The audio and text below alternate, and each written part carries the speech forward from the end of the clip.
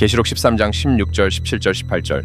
그가 모든 자, 곧 작은 자나 큰 자나 부유한 자나 가난한 자나 자유로운 자나 매인 자에게 그들의 오른손 안에나 이마 안에 표를 받게 하고 그 표나 그 짐승의 이름이나 그의 이름의 수를 가진 자 외에는 아무도 사거나 팔지 못하게 하더라.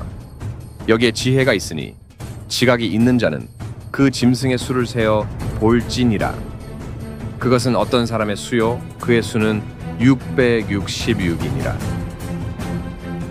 한국은행이 약 10만 명을 대상으로 중앙은행 디지털 화폐 실거래 실험에 나섭니다.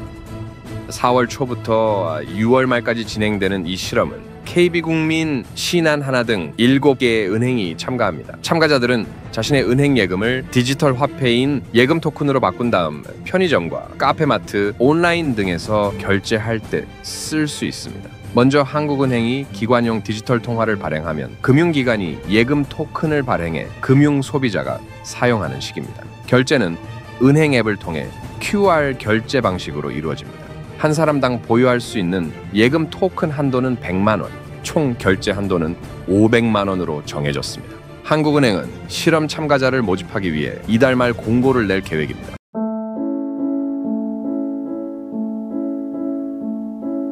지금 대한민국은 대통령을 탄핵시키고 행정부를 마비시키며 다음 대선을 위해 모든 국민들의 시선을 끌고 있습니다. 그와 반대로 한국은행은 그러거나 말거나 자신의 할 일을 하듯이 중앙은행 전자화폐 CBDC를 테스트하며 자신의 일을 묵묵히 수행하고 있습니다. 과연 한국은행은 누구의 지시를 받고 있는지 궁금해서 한번 살펴보았습니다. 예전 김대중 정부 시절 IMF가 일어나기 전 일본이 한국에서 자금을 다 회수해 갔다고 합니다. 1993년 한국 정부가 금융기관에게 무역 관련 금융과 해외지사 단기 차입을 허용하면서 금융기관들은 금리가 낮은 일본 등으로부터 자금을 대규모로 차입했습니다. 1997년 여름 일본 은행들이 한국으로부터 자금을 회수하기 시작했습니다. 1997년 무렵에 나타난 아시아 지역의 외환 위기로 인해 은행의 도산과 금융시장이 불확실해졌을 때 한국에 잘 키워놓은 기업과 금융기관들을 송두리째 헐값에 사들이기 위함이기도 하지만 대한민국을 경제적으로 통제하려는 그들의 의도가 다분하다는 것입니다. 김대중 대통령은 세계적인 기업재무 컨설팅 및 인수합병 전문은행인 미국 로스차일드사의 윌버 로스 회장을 접견, 로스차일드사가 한라그룹과의 구조조정 협상을 하기도 했는데 이를 계기로 로스차일드사는 대한민국의 기업 금융 정치로부터 로스차일드 프로그램을 적용시켰습니다. 한마디로 로스차일드사가 이제 대한민국으로부터 자금을 회수하게 된다면 대한민국은 어떻게 되겠습니까? 기업과 은행이 파산하게 된다는 것입니다. 그러니 로스차일드사는 1997년 국제통화기금 IMF를 통해서 의도적으로 대한민국의 자본을 잠식하고 그들의 의도대로 움직여진다고 보는 것입니다. 지금 한국은행은 중앙통제 시스템인 CBDC 전자화폐의 테스트가 끝나면 본격적으로 자유대한민국을 통제하는 전자화폐 시스템 CBDC를 적극적으로 적용시킬 것입니다. 이는 대한민국에만 시행하는 것은 아닙니다.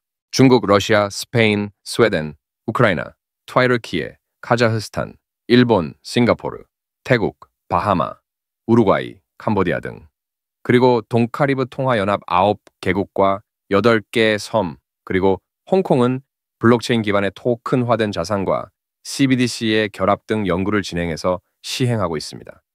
그런데 CBDC 도입에 반대하는 이유는 다음과 같습니다. 개인의 금융 거래가 통제되거나 개인 정보가 유출될 수 있다는 우려, 또한 디지털 화폐가 국민의 사생활을 침해하고 민주주의에 해를 끼칠 수 있다는 우려인데 반대로 실생활 가운데 우리의 삶의 편안함을 제공한다는 것이 가장 큰 장점입니다. 그런데도 불구하고 세상이 중앙통제 전자화폐 CBDC를 하려는 이유는 국민을 통제하고 테러리스트를 통제, 범죄자를 통제, 반국가 세력들을 통제하려는 이유입니다. 한마디로 국민들의 자유를 통제하려는 빅브라더의 전략인 것입니다. 끓는 물 안의 개구리가 서서히 익어가는 동안 자신이 죽는 것을 감지했을 때는 이미 늦습니다. 이러하듯 그들의 계획은 갑자기 바뀌는 것이 아니라 서서히 국민들이 적응하도록 만든다는 것입니다. 이 또한 하나님의 말씀대로 세상이 흘러갈 것이며 바로 말씀에 나오는 짐승의 표의 등장으로 이제는 아무도 이를 막을 수가 없습니다. 지금 당장은 CBDC 전자화폐가 짐승의 표 안에 들어갈 화폐가 되지는 않겠지만은 이것이 더 발전되어 짐승의 표가 탄생할 것은 당연한 이치인 것입니다. CBDC는 짐승의 표 안에 들어갈 전자화폐입니다. 계시록 13장 17절에 보시면 그 표나 그 짐승의 이름이나 그의 이름의 수를 가진 자 외에는 아무도 사거나 팔지 못하게 하더라. 바로 짐승의 표 안에 들어갈 전자화폐이며 물건을 사고 팔고 하는 매매하는 수단으로 쓰여질 것입니다.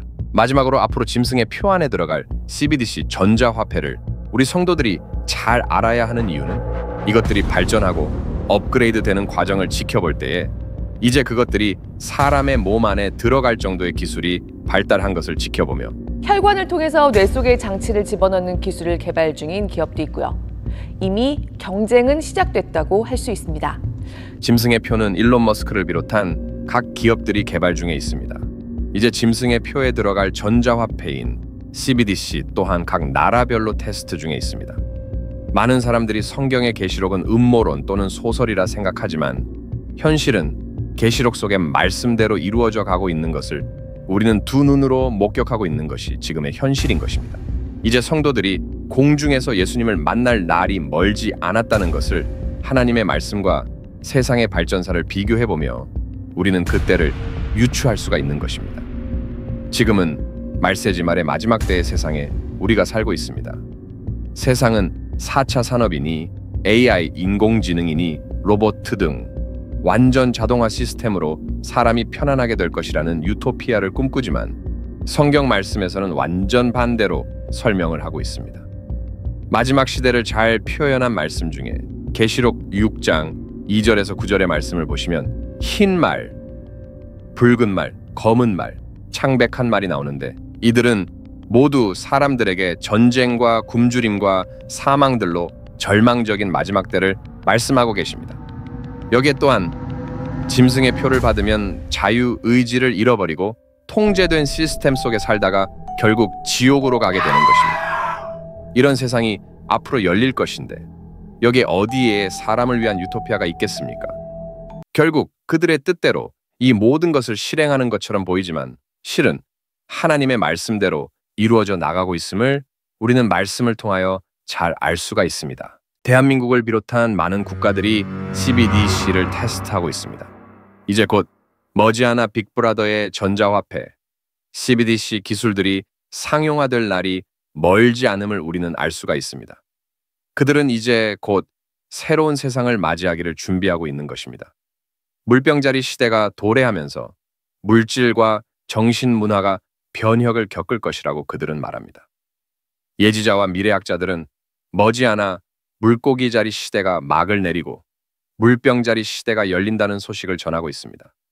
이에 맞추어 세상은 완전히 다른 세상으로 변화가 될 것이며 그 가운데 핵심은 짐승의 표의 기술들이 세상에 나타날 것입니다. 그러나 우리는 이날만을 기다렸지 않나요? 공중에서 주를 만날 그날이 곧 문 앞에 다가왔다는 것입니다.